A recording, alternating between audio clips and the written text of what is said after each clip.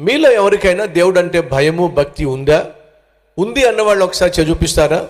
దేవుని పట్ల భయము భక్తి ఉందన్న వాళ్ళు ఎస్ దేవుడు అంటే నాకు భయం ఉంది, దేవుడు అంటే నాకు భక్తి ఉంది చూపిస్తున్నాం. కానీ దయచేసి గమనించండి, నిజంగా దేవుని పట్ల మనకు భయము భక్తి ఉన్నట్లయితే మనలో కనిపించే ఒక ప్రధాన లక్షణము ఏమిటి అని అంటే, మనము చెడు నుండి తొలగిపోతాం. చెడు కార్యాల నుండి మనం వేరవుతాం. చెడు పనులను మనం చెయ్యం.